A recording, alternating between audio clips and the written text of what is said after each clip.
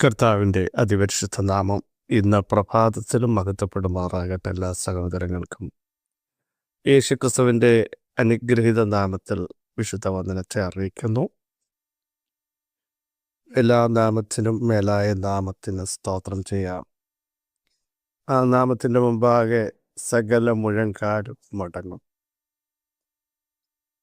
ഇന്ന് പകലിലും അവിടുന്ന് ചെയ്ത ഉപകാരങ്ങൾ ഓർത്ത് നന്ദി നിറഞ്ഞ ഹൃദയത്തോടെ നമുക്ക് വാഴ്ത്തുകൾ അർപ്പിക്കാം. ഹോവയായ ദൈവം സൂര്യനാണ്, പരിചയമാണ്. ഒരു ഇരുളിനും അവിടെ നിൽക്കാൻ പറ്റില്ല. ഉദിക്കുന്ന ഒരു സൂര്യൻ നമുക്ക് വേണ്ടി ഇപ്പോഴും ഉണ്ട്, നിൽച്ചുകൊണ്ടിരിക്കും. പരിചയമായിട്ട് അവിടെ നിൽപ്പുണ്ട്. അതുകൊണ്ട് ഇനി ഒരു ശക്തിയെ നമ്മൾ പേടിക്കണ്ട. നിന്റെ വശത്ത് 1000 പേരും നിന്റെ വലത്ത് വശത്ത് 10,000 പേരും വീഴും, എങ്കിലും അത് നിന്നോട് അടുത്ത് വരികയില്ല. അത്യുന്നതൻ്റെ മറവിൽ വസിക്കാൻ, സർവശക്തൻ്റെ നിഴൽക്കീഴിൽ പാർക്കാൻ തയ്യാറായ ഒരു വ്യക്തിയെ സംബന്ധിച്ച് ഒന്നും ഭയപ്പെടണ്ട. കഴിഞ്ഞ ദിവസം പറഞ്ഞ പോലെ അവനോട് പറ്റിയിരുന്നാൽ കർത്താവ് അവരെ വിടുവിക്കും, അവരെ പരിപാലിക്കും, സൂക്ഷിക്കും. ദുഷ്ടൻ്റെ ഇടകപ്പെടാതെ വണ്ണം സൂക്ഷിക്കുന്ന ഒരു കർത്താവ് നമ്മുടെ കൂടെയുണ്ട്. ഞാൻ നിന്നെ ഉപദേശിച്ച് നടക്കേണ്ടുന്ന വഴി കാണിച്ചു, ദൃഷ്ടിവെച്ച് ആലോചന പറഞ്ഞു. ആ ഒരു ദൈവമല്ലേ നമ്മുടെ ദൈവം. തൻ്റെ ജനം മരുഭൂമിയിലൂടെ നടന്നപ്പോൾ അവർക്ക് എന്തിനെങ്കിലും കുറവന്നോ? മരുഭൂമിയിൽ മേശയൊരുക്കാൻ ദൈവത്തിന് കഴിയുമെന്ന് ചോദിച്ചപ്പോൾ ആകാശത്തിൻ്റെ കിളിവാതിൽ തുറന്നില്ല. അതുവരെ കാണാത്ത ശ്രേഷ്ഠ ഭോജനം കൊണ്ട് ദൈവം അവർക്ക് തൃപ്തി വരുത്തിയില്ലേ സഹോദരങ്ങളെ? മരുഭൂമിയാണെന്ന് വെച്ച് ദൈവം മാറിപ്പോയോ? ശാന്തമായിട്ട് ചിന്തിക്കണം. അവിടെ വെള്ളം എവിടെ നിന്ന് കിട്ടുമെന്ന് ചിന്തിച്ചപ്പോൾ തീക്കൽ പാറയിൽ നിന്ന് ജലം ചാടി പുറപ്പെടുവിച്ചില്ലേ? അത്ഭുതങ്ങൾ സംഭവിച്ചില്ലേ? ദൈവപ്രവൃത്തി വന്നില്ലേ? നന്ദിയോടൊന്ന് സ്തോത്രം ചെയ്യാമോ? നന്ദിയോടൊന്ന് സ്തോത്രം ചെയ്യാമോ? ദൈവത്തിൻ്റെ കരം ഇന്നും കുറുതായി പോയിട്ടില്ല. നിങ്ങളത് വിശ്വസിക്കുക. ആ ചെവി മന്ദമായി പോയിട്ടില്ല. കാണുന്നൊരുവൻ അകറെ നിന്നെ കാണുന്നൊരുവനുണ്ട്. അബ്രഹാം നിനക്ക് ഒത്തിരി ദൂരെയാണ്. അബ്രഹാമിനായി മരുഭൂമിയിൽ വന്ന് നിന്നെ കാണാൻ പറ്റില്ല. കൊടുത്തുവിട്ട തുരുത്തിയിലെ വെള്ളം തീർന്നു. അതിൻ്റെ അർത്ഥം മനുഷ്യമായുള്ള കരുതലുകൾ കുറേ മിനിറ്റ് കഴിയുമ്പോൾ തീരുമ്പോൾ ഇന്നും തീരാത്ത ചില കരുതലുകൾ വെളിപ്പെടുത്താൻ എൻ്റെ ദൈവത്തിന് കഴിയും.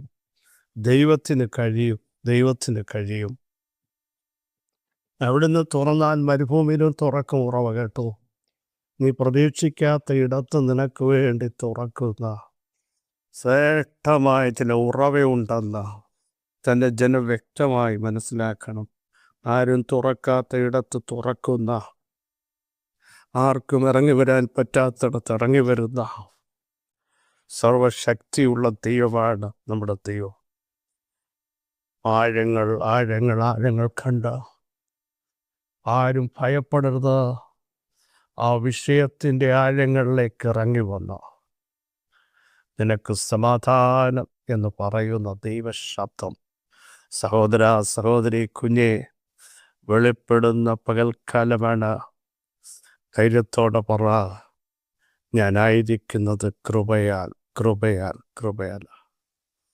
ദൈവത്തിൻ്റെ കൃപ, ദൈവത്തിൻ്റെ ശക്തി, ദൈവത്തിൻ്റെ വലുപ്പം എത്രയോ ശ്രേഷ്ഠമാണ്. തിരിഞ്ഞു നിന്നിട്ട് പറ, നന്മയല്ലാതെ അവിടുന്ന് ഒന്നും ചെയ്തിട്ടില്ല. ഇത്രത്തോളം യഹോവ സഹായിച്ചു എന്ന് പറയാൻ കർത്താവ് നമ്മയെല്ലാം ഇടയാക്കട്ടെ. ഇത്രത്തോളം യഹോവ സഹായിച്ചു എന്ന് പറയാൻ നമുക്ക് വീണ്ടും ഇടയാവും. ഇത്രത്തോളം സഹായിച്ചവൻ നാളെയും സഹായിക്കില്ലേ? മേലാലും സഹായിപ്പില്ലേ? അവിടുത്തെ വല്ലഭത്വം, വെളിപ്പെട്ടു വരില്ലേ? ദൈവാത്മാവിൻ്റെ ശക്തി വ്യാപരിക്കില്ലേ? നന്ദി നിറഞ്ഞ ഹൃദയത്തോടൊന്ന് സ്തോത്രം ചെയ്യാമോ? ദൈവത്തിൻ്റെ അളവറ്റ കൃപ നമ്മോട് കൂടെ ഇന്നുമുണ്ട്. മറക്കാത്ത ദൈവം, കരുത്തിൽ പിടിക്കുന്ന ദൈവം എപ്പോഴും നമ്മുടെ കൂടെയുണ്ട്. വളരെ സുപരിതമായൊരു വാക്യം നമ്മൾ വീണ്ടും ചിന്തിക്കുകയാണ്. യെശയ്യാ പ്രവചനം 30-ാം അധ്യായം 21-ാം വാക്യം. നിങ്ങൾ വലത്തോട്ടോ ഇടത്തോട്ടോ തിരിയുമ്പോൾ വഴി ഇതാകുന്നു, ഇതിൽ നടന്നുകൊള്ളുവീൻ എന്നൊരു വാക്ക് പിറകിൽ നിന്ന് കേൾക്കും. സിയോൻ നിവാസികളെ ഇനി കരഞ്ഞുകൊണ്ടിരിക്കണ്ട. നിങ്ങളുടെ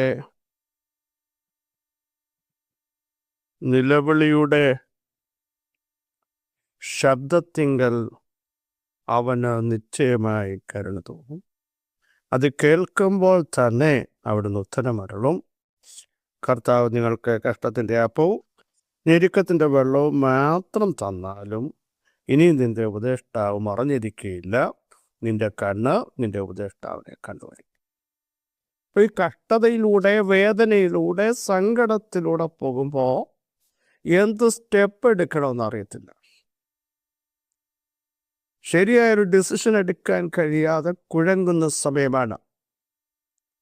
എല്ലാവരുടെയും ജീവിതത്തിൽ അതാണ്. ഇനിയും ഒരു സ്റ്റെപ്പ് എടുത്താൽ പരാജയപ്പെടുമോ? അത് വിജയിക്കാൻ സാധ്യതയുണ്ടോ? അടുത്ത കെണിയിലേക്ക് വീണ്ടും ചെന്ന് ചാടുമോ? പരിഹരിക്കപ്പെടുമോ എന്നൊക്കെ ചിന്തിക്കുന്ന ഒത്തിരി വിഷയങ്ങൾ നമ്മളെ അലട്ടാറും. അത് കഷ്ടതയുടെ തീച്ചൂളയിലാണ്. അവർ കരഞ്ഞുകൊണ്ടിരിക്കുക. ഇവിടെ ദൈവം അഡ്വാൻസ് പറഞ്ഞ് നിങ്ങൾ കരഞ്ഞുകൊണ്ടിരിക്കേണ്ട. കരഞ്ഞവന് ഒരു മറുപടിയുണ്ട്, കരയുന്നവനൊരു ഉത്തരമുണ്ട്. പാദപീഠത്തിങ്കൽ നമിക്കുന്നവനെ എഴുന്നേൽപ്പിക്കുന്ന ഒരു ദൈവമുണ്ട് കേട്ടോ. നമ്മുടെ കുറിവാക്യത്തിൻ്റെ പ്രസക്തി ദൈവാത്മാവ് നൽകിയ ആഴമായൊരു വെളിപ്പാട്. ഈ കഷ്ടതയിലിരിക്കുന്ന ജനം ഇടത്തോട്ടാണോ വലത്തോട്ടാണോ തിരിയേണ്ടത് എന്ന് ചിന്തിക്കുന്ന സമയത്ത് ആ ടേണിംഗ് പോയിന്റിൽ ഒരു ദൈവശബ്ദം, വലത്തോട്ട് പോകണോ ഇടത്തോട്ട് പോകണോ, എങ്ങനെ പോകണം എന്ന് ചിന്തിച്ച് തിരിയാൻ പോകുമ്പോൾ പുറകിൽ നിന്നൊരു ശബ്ദം, മകനെ മകളെ ഇതാ ഇതിലെ പോ. ചില ഡിസിഷൻ എടുക്കാൻ നീ ചിന്തിക്കുന്ന സമയത്ത് ശരിയായ പാതയിലൂടെ കൊണ്ടുവരാൻ നിന്റെ തലമുറയുടെ വിഷയത്തിൽ ആ ഡിസിഷനാകട്ടെ, ഫാമിലിയുടെ വിഷയമാകട്ടെ, ദൈവസഭകളുടെ വിഷയമാകട്ടെ, നീ ചെയ്യേണ്ട ചില വിഷയങ്ങളുടെ തീരുമാനമാകട്ടെ, അങ്ങനെ ടേണിംഗ് പോയിന്റിലേക്ക് വരുമ്പോൾ, തിരിയാൻ സമയമാകുമ്പോൾ അവിടെ ഒരു ശബ്ദം ഇന്ന് പകൽ മുഴങ്ങുകയാ. വഴി ഇതാകുന്നു, ഇതിലേ പോയിക്കൊള്ളുക. ശരിയായ വഴി ഇതാണ്, ശരിയായ തീരുമാനം ഇതാണ്. ഇന്ന് പകലിലും പരിശുദ്ധാത്മാവ് വ്യക്തമായി പറയുന്നു, ചില വിഷയത്തിൽ ഡിസിഷൻ എടുക്കാൻ കഴിയാതെ കുഴങ്ങിയും വേദനിച്ചും സങ്കടപ്പെട്ടും തളർന്നുമിരിക്കുന്ന ചിലരോട് വചനത്തിന് പറയാനുള്ളത് വ്യക്തമായി സംസാരിക്കുന്നു. ഇതാ വഴി, ഇതിലെ പോയിക്കോളുക. ഈ തീരുമാനമെടുക്കോ, ഈ സ്റ്റെപ്പ് എടുക്കോ, അവിടേക്ക് മാത്രം മൂവ് ചെയ്യോ. സാഹചര്യങ്ങൾക്കനുസരിച്ച് സ്റ്റെപ്പ് എടുക്കരുത്. അതിനതീതമായി ദൈവ ശബ്ദത്തിന് സ്റ്റെപ്പ് എടുക്കോ. നിന്റെ പ്രവർത്തികളെ യഹോവയ്ക്ക് മുമ്പാകെ സമർപ്പിക്കോ. ദൈവത്തിൻ്റെ വഴി, ദൈവത്തിൻ്റെ ശബ്ദം ഇന്ന് പകൽ നിങ്ങളെ എത്തിക്കേണ്ടടുത്ത് എത്തിക്കും, ശരിയായ റൂട്ടിലെത്തിക്കും. കുഴഞ്ഞു പോയ ചിലരോട്, വഴി അടഞ്ഞുപോയ ചിലരോട്, കഷ്ടതയുടെ തീച്ചൂളയിൽ കിടന്ന് നട്ടം തിരിയുന്നു എന്ന് ചിന്തിക്കുന്ന ചിലരോട് ദൈവത്തിൻ്റെ ആത്മാവിന് പറയാനോ ഇല്ല. ശരിയായൊരു ശബ്ദം ഉയരത്തിലെ ശബ്ദമാ. നീ ടേൺ ചെയ്യുമ്പോൾ, തിരിയുമ്പോൾ ഇഷ്ടമുള്ളിടത്തേക്കല്ല തിരിയേണ്ടതാണ്. വിളിച്ചു പറ, കർത്താവേ, ആ ശബ്ദം എൻ്റെ കുടുംബത്തിനകത്ത് നിന്ന് കേൾപ്പിക്കണമേ. എൻ്റെ തലമുറയുടെ വിഷയത്തിലൊന്ന് കേൾപ്പിക്കണമേ. എൻ്റെ ആലയത്തിനകത്ത് ഒന്ന് കേൾപ്പിക്കണമേ. ഞാൻ ഇനിയും തുടങ്ങാൻ പോകുന്ന വിഷയത്തിൽ അത് കേൾപ്പിക്കണമേ. ഞാൻ ചെയ്യുന്ന പ്രസ്ഥാനത്തിൽ അത് കേൾപ്പിക്കണമേ. ഞാൻ ഇടപെടേണ്ട വ്യക്തിയോട് എങ്ങനെ സംസാരിക്കണം, ആ ശബ്ദം ഒന്ന് കേൾപ്പിക്കണമേ.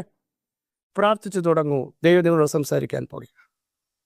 യേസ്, ഇതാകുന്നു വഴി, ഇതിലെ പോകുക എന്ന ശബ്ദം ഇന്ന് പകൽ ശ്രേഷ്ഠമാണ്. ആ ശബ്ദം കുറവ് തീർന്ന ആ വഴിയിലൂടെ നടത്തുന്ന ശബ്ദം, എത്തിക്കേണ്ടടുത്ത് എത്തിക്കുന്ന ആ ശബ്ദം, പരാജയത്തെ മാറ്റുന്ന ആ ശബ്ദം, നിങ്ങളെ ആത്മാവിൽ ശക്തീകരിച്ച് വാഗ്ദത്തങ്ങളിലേക്ക് എത്തിക്കുന്ന ആ ശബ്ദം, നിരാശയുടെ നടുവിൽ ഇറങ്ങി വരുന്ന ആ ദൈവശബ്ദം, ദ നെയിം ഓഫ് ജീസസ് ഇപ്പോൾ തന്നെ വെളിപ്പെടുക. യേശുവിൻ്റെ അധികാരമുള്ള നാമത്തിൽ കർത്താവ് ഈ ജനത്തെ ഞങ്ങൾ അനുഗ്രഹിക്കുന്നു. പല ഡിസിഷനും എടുക്കാൻ കഴിയാതെ അറച്ചു നിൽക്കുന്ന, പകച്ചു നിൽക്കുന്ന, സംശയിച്ചു നിൽക്കുന്ന, ഇനി ഞാൻ പരാജയത്തിലേക്ക് ചാടുമോ, ഇതിൽ നിന്ന് എങ്ങനെ കയറും, അടുത്തത് എന്താണ് തീരുമാനമെടുക്കേണ്ടതെന്നറിയാതെ നിൽക്കുന്ന ചിലരോട് ഇതാ വഴിയെന്ന് കേൾപ്പിക്കുന്ന ദൈവശബ്ദം വചനത്തിലൂടെ വെളിപ്പെടുന്നതിന് സ്തോത്രം. ഇവിടെ ആത്മാവ് ഇടപെട്ട ശരിയായ ചില ഡിസിഷനിലേക്ക് അവിടുത്തെ മക്കളെ, തലമുറകളെ, ദൈവസഭകളെ, അഭിഷക്തന്മാരെ കർത്താവ് നയിക്കുന്നതിന് സ്തോത്രം. സകല മഹത്വം അങ്ങേക്ക് യേശുവിൻ നാമത്തിൽ തന്നെ ആമേൻ. ക്രിസ്തുവിൽ വാത്സല്യ സഹോദരങ്ങളെ, ഇടത്തോട്ടോ വലത്തോട്ടോ തിരിയുന്ന സമയത്ത് പറയുന്നൊരു ശബ്ദം, ഇതാകുന്നു വഴി, ഇതിലേക്കൊള്ളുക. ഈ വചനങ്ങളോട് സഹായിക്കട്ടെ. ക്രിസ്തുവിൽ നിങ്ങളുടെ സഹോദരൻ പസിപ്പിച്ചു.